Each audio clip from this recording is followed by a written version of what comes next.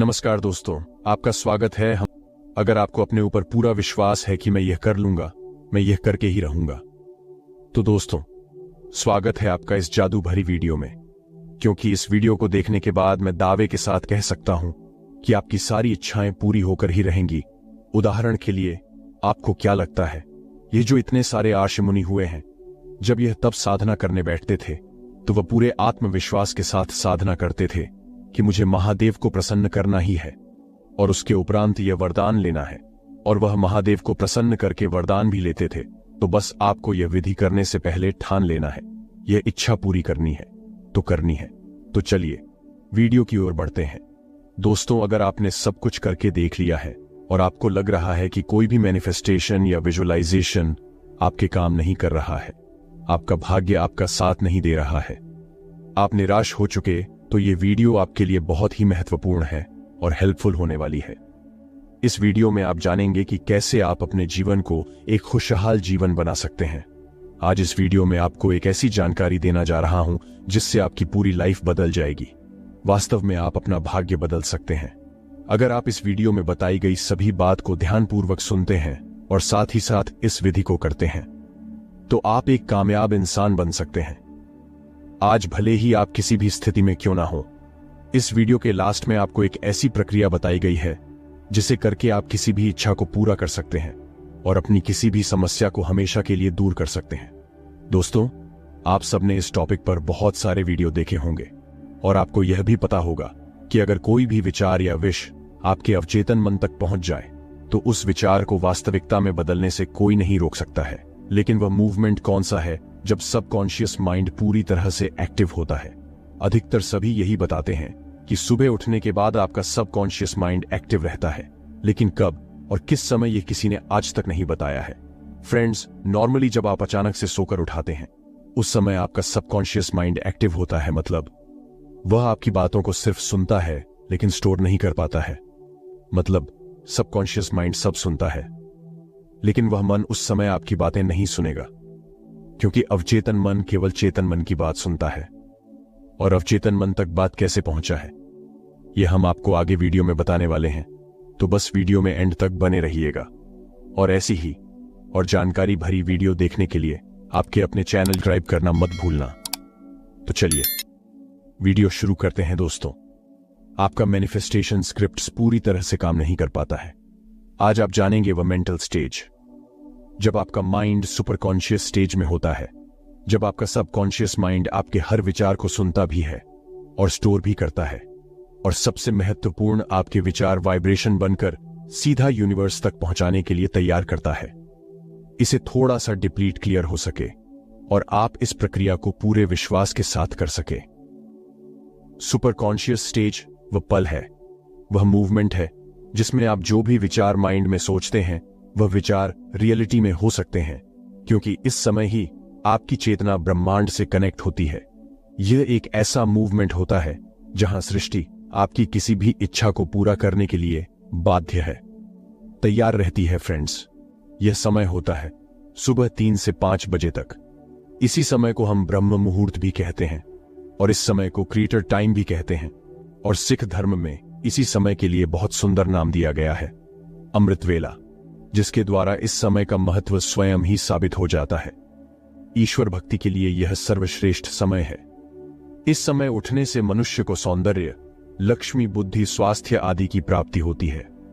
उसका मन शांत और तन पवित्र होता है।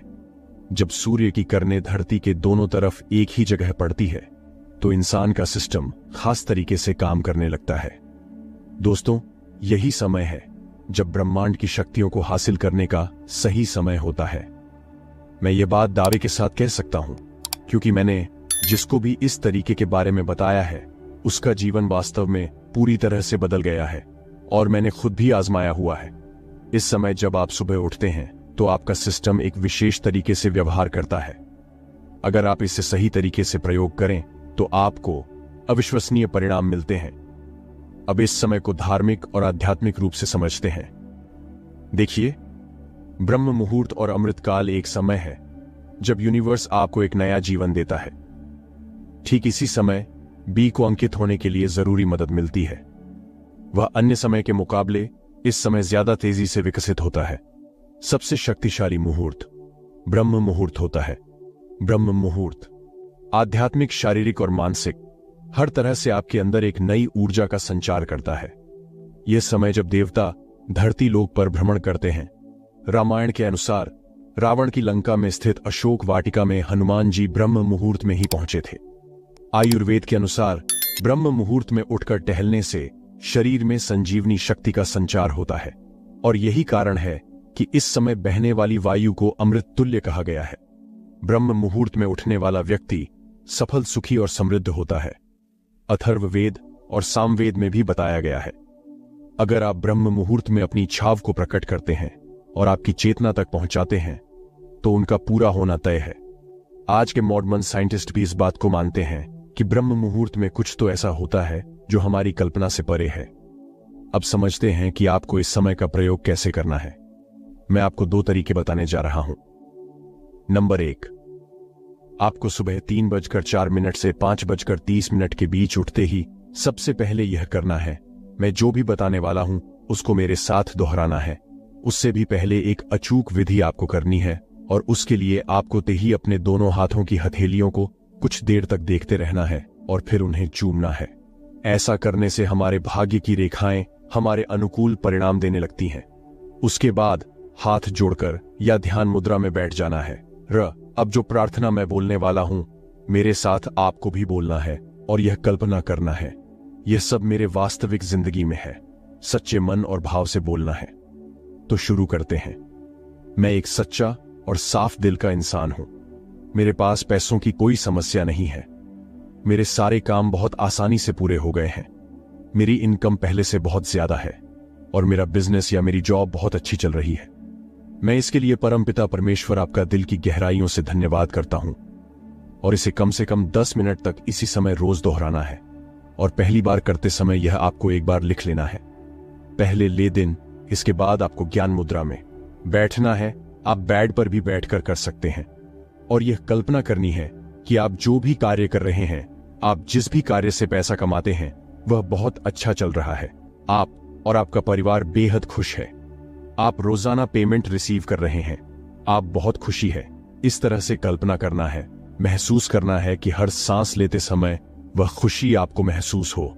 देखिए, जब आप इस समय उठकर अपना ध्यान अपनी इच्छा पर लगाते हैं और अपनी इच्छा को विजुअलाइजर करते हैं और महसूस करते हैं तो वह एक वाइब्रेशन बनकर ब्रह्मांड तक पहुंचती है। अगर आप इसे कुछ समय तक करेंगे तो आपको जीवन में कहीं ना कहीं से कोई ना कोई रास्ता जरूर बन जाएगा। कोई ना कोई हेल्प आपके पास जरूर पहुंच जाएगी। आपको 10 से 15 मिनट तक यह मेडिटेशन करना है। दूसरा तरीका, इसे करने के लिए आपको सुबह 3:40 से 5:30 के बीच में ही उठाना है और इसके बाद आपको अपने ईश्वर का 11 मिनट तक नाम लेना है और 11 मिनट के बाद आपको अपनी इच्छा को 3 बार बोलना है। जो भी आप चाहते हैं उस इच्छा को आपको 3 बार बोलना है। फ्रेंड्स, जैसे अभी गर्मियां चल रही हैं तो आप बाहर खुले में छत के ऊपर या बेड पर बैठकर भी कर सकते हैं।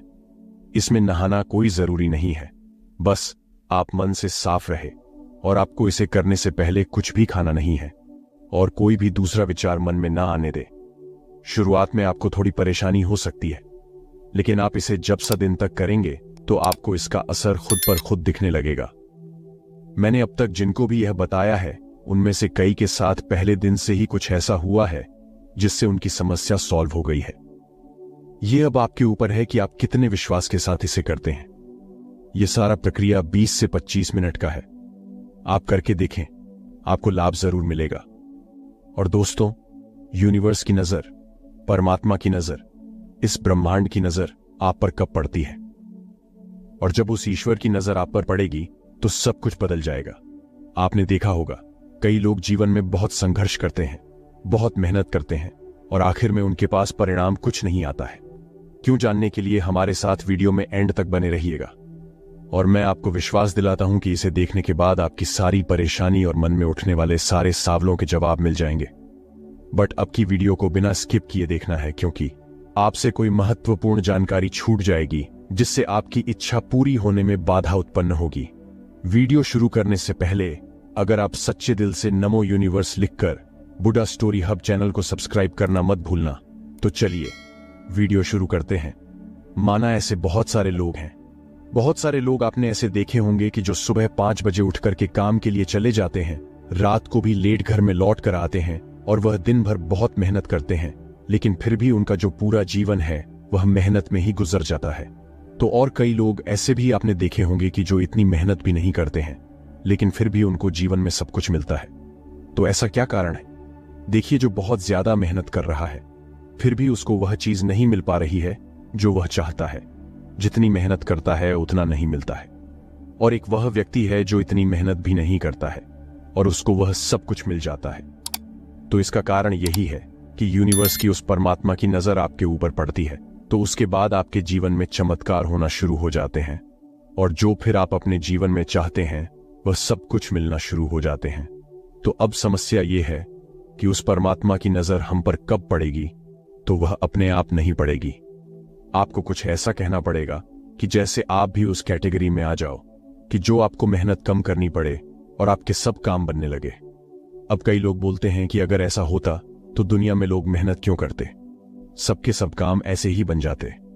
तो ऐसा है, मेहनत लोग आज कहां करते हैं, और जो मेहनत करते हैं उनको उतना कहां मिल पाता है जितनी वह मेहनत करते हैं। क्योंकि कुछ तो राज है इस ब्रह्मांड में, कुछ तो राज है जो उन लोगों को पता नहीं है। और अगर यह राज जिसको पता लग जाए उसका जीवन ही आराम से निकलेगा और जो वह चाहेगा उसको वह मिलेगा। तो वह कैसे होगा, वह आज रहस्य आपको बताएंगे। तो देखिए क्या होता है। इस प्रकृति का एक नियम है कि आप सबसे पहले तो रॉयल रहिए, ईमानदार रहिए। आज जो आपको बताने जा रहे हैं इसको आपको 21 दिन तक करना है, 21 डेज करना ही है। अगर 22वें दिन आपको नहीं लगे कि आपको कुछ ऐसा अलग सा महसूस नहीं हो रहा है, आपके जीवन में कुछ यूनिक सा, कुछ चमत्कार सा आपको नहीं लग रहा है, तो फिर आप बताना। लेकिन 21 दिन तक तो कंटिन्यूअस आपको करना है। तो आपको करना क्या है? कुछ अलग से नहीं करना है, कुछ बड़ा नहीं कहना है, कुछ हटके नहीं कहना है। आप जो करते हैं बस उसी में से थोड़ा सा अलग करना है। सबसे पहले तो आप ईमानदार बनिए, ईमानदार रहिए, किसी भी चीज के प्रति ईमानदार रहिए। मान लीजिए आप किसी भी दुकान पर जाते हैं, आप किसी किराने की दुकान पर जाते हैं और आपने एक नमकीन का पैकेट लिया। आपने नमकीन का पैकेट लिया और आपने उस नमकीन के पैकेट को थोड़ा टेस्ट किया, आपको अच्छा लगा। अब आपने एक और नमकीन का पैकेट ले लिया और फिर उस दुकानदार से आपने पूछा कि भाई, उस दुकान में बहुत भीड़ थी, उसने ध्यान नहीं कर पाया। और उससे आपने पूछा कि भाई कितने पैसे हुए, और उसने कहा कि मैंने एक पैकेट लिया है। और तो उसने एक पैकेट के पैसे गिने और उसको दे दिए। तो ऐसे कई लोग को देखा गया है, वो लेते तो ज्यादा है, माना 2 पैकेट ले लिए, 4 पैकेट ले लिए, लेकिन वह एक कोशिश करते हैं कि एक कम करके बता दे। ऐसा देखा गया है कई लोगों को, कई जगह लोग हैं तो ऐसा करते ही रहते हैं। तो आप कोशिश करिए कि हमें ये नहीं करना है। आपको दुकानदार को बोलना है कि आपको याद नहीं, हमने 2 पैकेट लिए हैं। आप ईमानदार बनिए, वहां पर वह भूल चुका है, उसे नहीं पता है कि आपने 2 पैकेट लिए हैं, लेकिन आपको उस चीज को याद दिलाना है। देखिए, इसमें होता कुछ नहीं है, छोटी सी स्टेप है। इसमें ऐसा नहीं है कि आप गरीब हो जाओगे या वह अमीर हो जाएगा या वह गरीब हो जाएगा। ना आप अमीर बनेंगे और ना वह गरीब बनेगा। लेकिन आपकी जो छोटी सी स्टेप है ना, जिससे आपके मन को बड़ा अच्छा लगेगा, बहुत अच्छी फीलिंग आएगी। अब आप लोग कहते हैं मना, कई लोग कहते हैं कि ये सब कुछ तो हम करते हैं, तो ये तो बहुत अच्छी बात है। अब दूसरी चीज जो होती है, आप सबसे पहले जो शुरुआत है आप अपने परिवार से करिए। परिवार में आपके जो लोग हैं, आपके मम्मी पापा होंगे, पत्नी, बच्चे, पति, जो भी आपके परिवार में हैं, उनसे आप प्रेम से बात कहना शुरू कीजिए। बड़े अच्छे से यह समझ लीजिए कि सब कुछ समर्पण है, मुझे कुछ नहीं चाहिए। जैसे कई बार होता है कि मुझे यह चाहिए, मुझे यह लाके नहीं दिया, मुझे यह नहीं दिया, और खाने में नमक नहीं है, या कपड़े अच्छे से नहीं धोए, और इसके वजह से कई बार कदेश, लड़ाई झगड़े हो जाते हैं। उसने यह नहीं किया, इसने यह नहीं किया। तो आप 21 दिन तक यह करिए, कोशिश कीजिए कि मुझे कुछ नहीं चाहिए और मुझे अपने जीवन में चाहिए सिर्फ और सिर्फ खुशी। और खुशी का फार्मूला यह है कि मुझे अपने आप समर्पण करना होगा। कुछ नहीं चाहिए, जो मुझे ईश्वर ने दिया है वह बहुत अच्छा है। तो आप अपने घर में, परिवार में जितने भी लोग हैं, उनसे अच्छे से बात करना शुरू कीजिए। दूसरी चीज आप यह कीजिए और फिर आप देखेंगे कि आपके जीवन में चमत्कार होगा। और फिर तीसरी चीज है कि अपने परिवार में संतुष्ट रहिए और अपने परिवार में अच्छा व्यवहार कीजिए। तो उनसे आप अच्छे से बात कीजिए, प्रेम से बात कीजिए। जो भी मिला है उसमें संतुष्ट रहिए। फिर देखिए, जीवन में आपको जो चाहिए वह आपके पास आने लगेगा। क्योंकि कहा जाता है, जिस घर में क्लेश, लड़ाई झगड़े जैसी समस्याएं नहीं होती हैं, वह लक्ष्मी जी का भी वास होता है। कभी व्यापार और धन में किसी बात की कमी नहीं आती है, और यह सब चीजें आपको कहीं से खरीद कर नहीं लानी है। और आपने यह कहावत तो सुनी होगी, बिन मांगे मोती मिले, मांगे मिले ना भीख। इस कहावत के अनुसार जब हमें उस चीज की जरूरत पड़ी तब लोगों ने दुत्कार दिया, मना कर दिया, और अब बिन मांगे इतना मिला कि खुद के घर में तू समाया, और बल्कि औरों को भी देना पड़ रहा है। अर्थात एक समय की बात है, कुछ गरीब लोग रोज खाना मांगने या पैसा मांगने आते थे। हम उन्हें कभी दे देते तो कभी भगा देते थे। लेकिन एक दिन घर में एक फंक्शन की पूरी तैयारी हो गई थी। 1000 लोगों का खाना तैयार था, मिठाइयां तैयार थीं कि अचानक यह लॉकडाउन की वजह से लोगों ने आने से साफ मना कर दिया। तो अब क्या करें? इतना सारा खाना, मिठाइयां खराब होते हुए भी नहीं देख सकते थे। अतः हम लोगों ने उन गरीब लोगों को ही बांट दी और कह रहे थे कि और चाहिए तो ले लेना, किसी और को जरूरत हो तो उसको भी दे देना। कई बच्चे खुश थे। यह तो कमाल हो गया, रोज हमें एक रोटी भी नहीं मिलती थी, आज घर में वह भर भर थाली देने आए हैं। क्योंकि इंसानी दिमाग है ना, बहुत छोटा होता है, तो वह कम ही मांगते हैं कि भगवान मेरी नौकरी लगवा देना, मेरी इतनी तनख्वाह बढ़वार, मुझे मोबाइल दिला देना। हमारा मन छोटी सी सोच है तो छोटा ही मांगते हैं, और ऊपर वाला जो देता है, जब हम उसके ऊपर छोड़ देते हैं कि सब आपको पता है प्रभु, मैं क्या मांगू आपसे, जब उसके ऊपर सब कुछ छोड़ देते हैं तो वह बहुत कुछ देता है।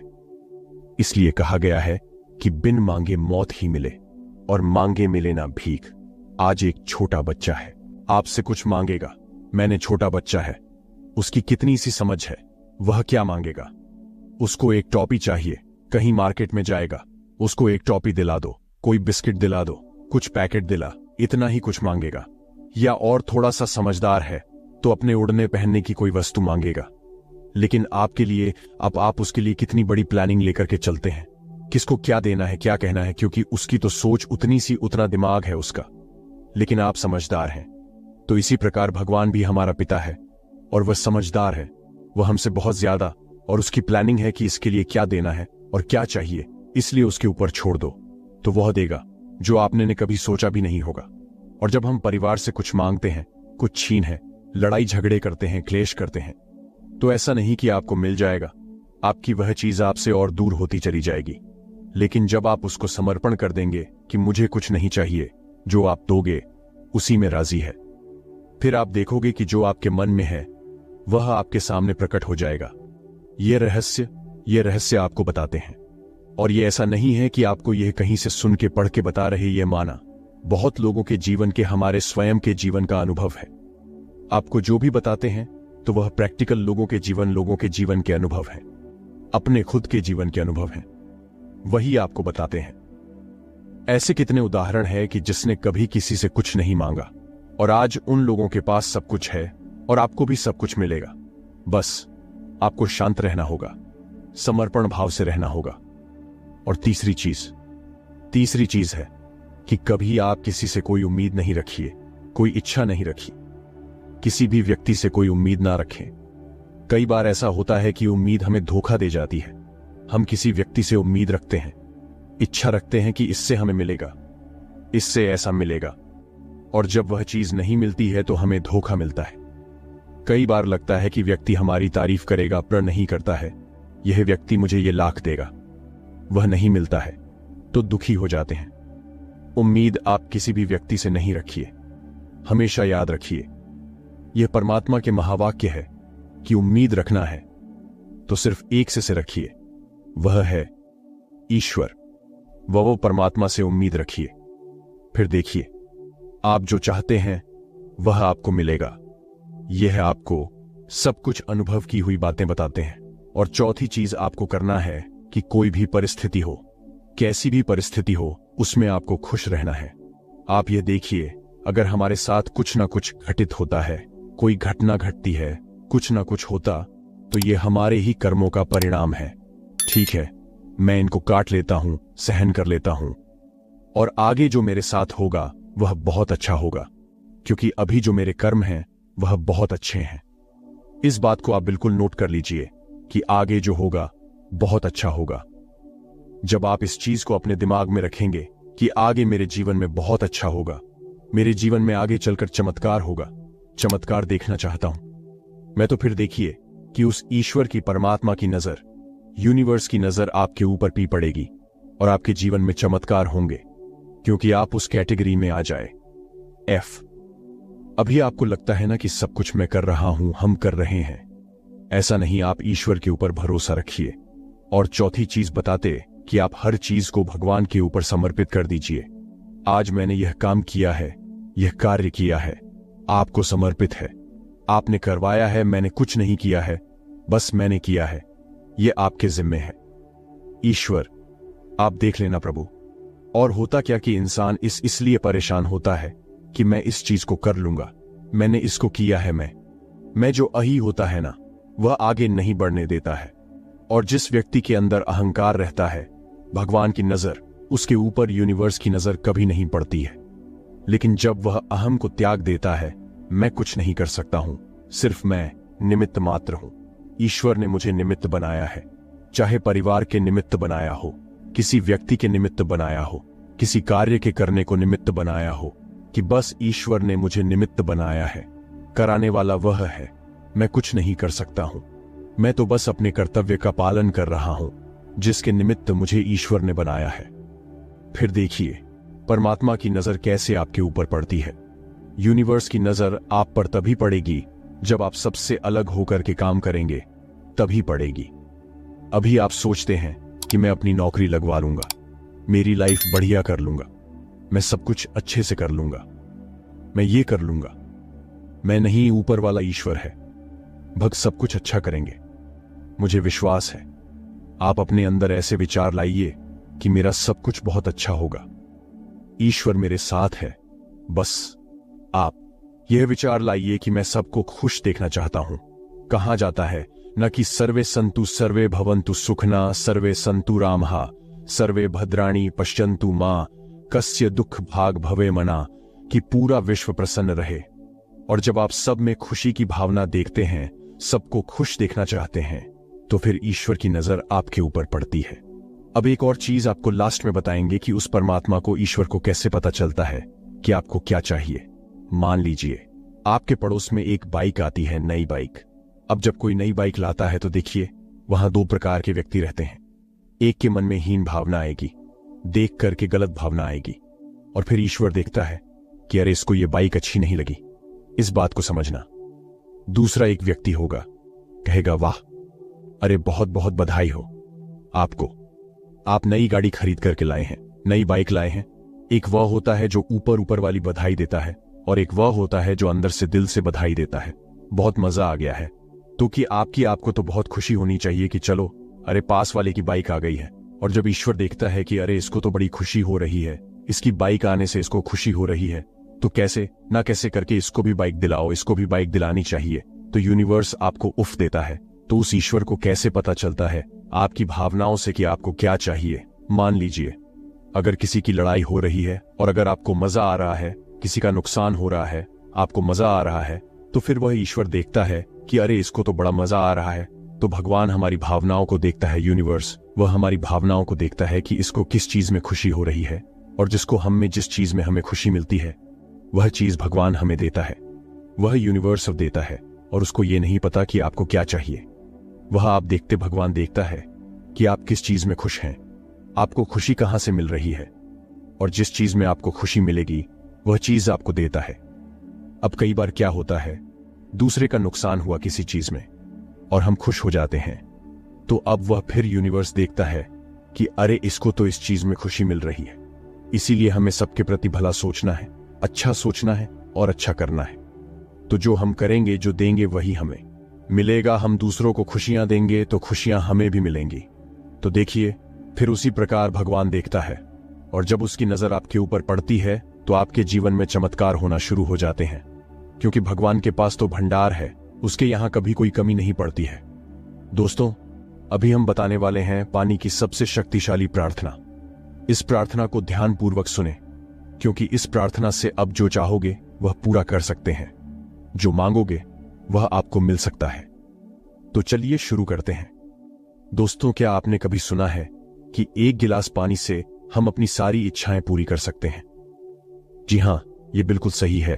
अगर आपने नहीं सुना है तो बस इसे बिना स्किप किए एंड तक पूरा देखना है, क्योंकि हम आपसे यह चमत्कारी विधि को बताने जा रहे हैं। अगर आप इस शक्तिशाली विधि को हमारे द्वारा बताए गए नियमों के अनुसार प्रयोग करते हैं तो इसके प्रयोग से आप अपनी सभी इच्छाएं पूरी कर सकते हैं। दोस्तों, क्या आपने प्रार्थना के बारे में कभी जाना है कि नहीं जाना है? तो आज की यह वीडियो आपके लिए ही है। आज की इस वीडियो में मैं आपको एक ऐसी प्रार्थना बताने वाला हूं जिसे आपको लगातार 7 दिनों तक करना है। यह प्रार्थना इतनी शक्तिशाली है जिसे करने के बाद आपकी जो कोई भी इच्छा है वह सारी इच्छाएं पूरी हो जाएंगी। यह प्रार्थना सिर्फ 7 दिनों तक मेरे कहने पर आप करके देखो। मैं गारंटी देता हूं कि आपके जीवन में ऐसा बदलाव आएगा जिसे देखकर आपको अपनी आंखों पर विश्वास नहीं होगा। सिर्फ मेरे कहने पर एक बार इस प्रार्थना को जरूर कीजिए। तो यह प्रार्थना हमें पानी के साथ प्रभु यीशु के नाम से स्वर्गीय पिता के नाम से करनी है। आपके मन में यह विचार आता होगा कि यह प्रार्थना हमें पानी के साथ ही क्यों करनी है। तो मैं आपको बताना चाहता हूं कि पानी एक ऐसा तत्व है जो अपने आसपास की जानकारी, अपने आसपास की शक्ति कई सालों तक आपने अंदर जमा करने की बुद्धि रखता है। उसकी एक अपनी बुद्धि होती है। जिस तरह हमारा दिमाग हमारी यादों को अपने अंदर स्टोर रहता है, उसी तरह से पानी भी अपने आसपास की बातों को, एनर्जी को अपने अंदर स्टोर करता है। आपको यह बात सुनकर थोड़ा अजीब लग रहा होगा, लेकिन वैज्ञानिकों ने कई अलग अलग जगह के पानी पर रिसर्च करके यह बात साबित की है कि पानी अपने आजू बाजू चलने वाले सकारात्मक या नकारात्मक विचारों को समझ सकता है, उसी तरह से प्रतिक्रिया दे सकता है। पानी को जब हम छूते हैं तब पानी हमारे दिमाग में चलने वाले सकारात्मक या नकारात्मक विचारों को अपने अंदर समेट लेता है, हमारे मन की ताकत को महसूस कर सकता है और खुद की अणु संरचना को बदलकर, जैसे हमारे विचार है, जैसी हमारी सोच है, जो हमारे अंदर की ऊर्जा है, उसको खुद के अंदर समेट लेता है और उसी तरह से प्रतिक्रिया देता है। जब हम पानी सामने रखकर या उसे छूकर प्रार्थना करते हैं तब पानी के अणु संरचना में एक अलग तरह की ऊर्जा शक्ति तैयार होती है। जैसे आपने विचार होते हैं, अच्छे या बुरे, उसी तरह से वह भी अपनी अनुसंरचना को बदल देता है। इसका जवाब जानने के लिए वैज्ञानिकों ने एक चर्च में प्रार्थना के दौरान एक पानी से भरा गिलास रखा और प्रार्थना होने के बाद उस पानी पर रिसर्च किया। तो उन्होंने जाना कि साधारण पानी के बदले उस चर्च में प्रार्थना के दौरान रखे हुए पानी में कुछ अलग ही शक्ति थी, कुछ अलग ही संरचना थी। उस चर्च में रखे पानी को जब बीमार लोगों को पिलाया गया तो उनकी बीमारी तेजी से ठीक होने लगी, जिसे देखकर वैज्ञानिक शॉक हो गए। विज्ञान इस पानी के चमत्कार को जानता तो है, उस पर विश्वास भी करता है, लेकिन यह कैसे मुमकिन है, यह बात अभी तक नहीं जान पाया। इसीलिए हमें पानी के साथ यह प्रार्थना करनी है। तो चलिए जानते हैं हमें यह शक्तिशाली प्रार्थना आपको कब, कहां और कैसे करनी है।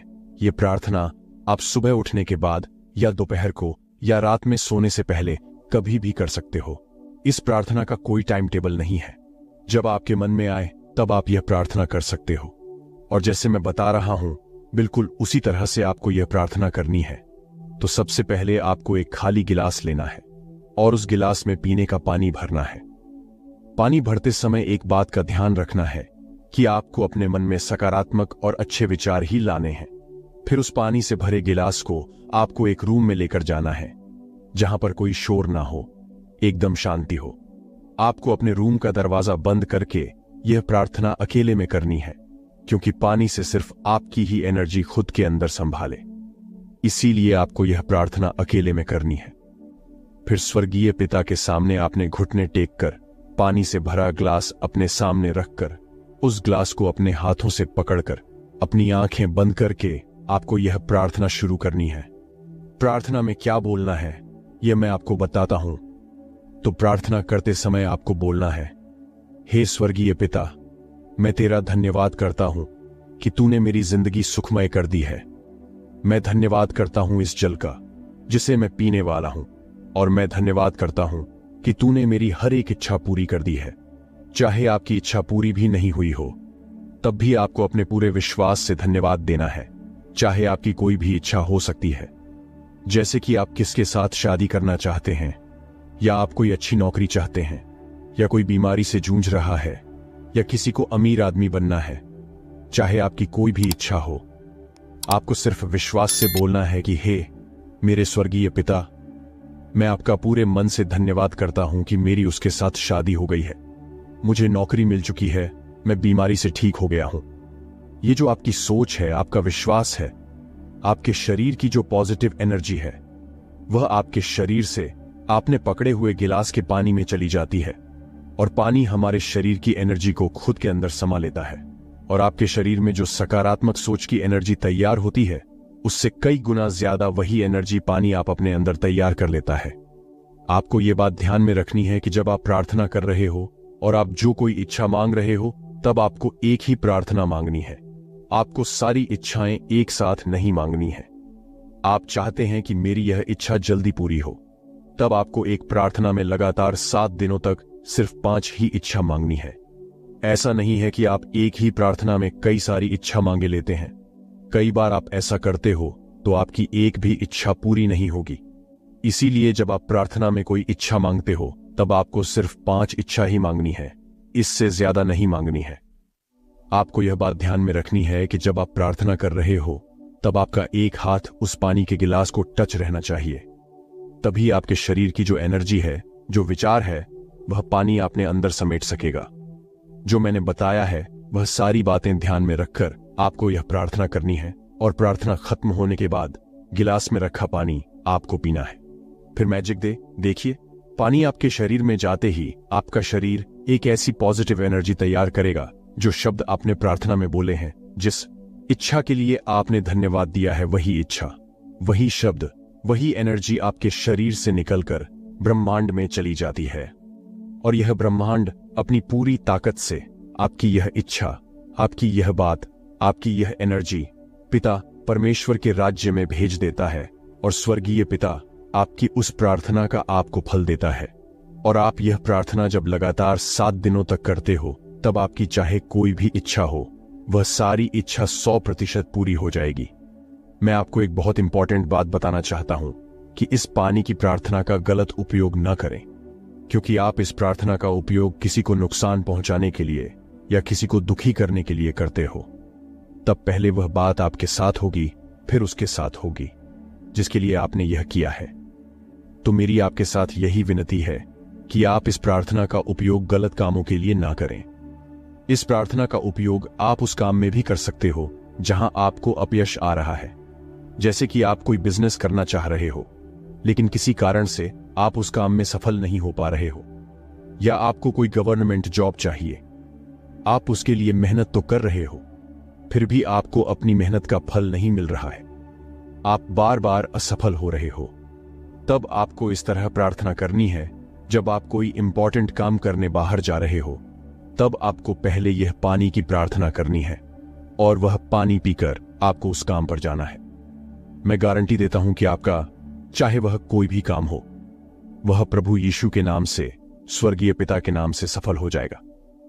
आशा करता हूं कि यह प्रार्थना आपको कैसे करनी है, यह समझ आया होगा, और जिस तरह मैंने बताया है, उसी तरह से आपको यह प्रार्थना करनी है। आपकी हर एक इच्छा पूरी हो जाएगी। बाकी वीडियो को लाइक और चैनल को सब्सक्राइब करना ना भूले। मैं मिलता हूं आपसे बहुत ही जल्द एक और नई वीडियो के साथ। तब तक के लिए अपना ख्याल रखना।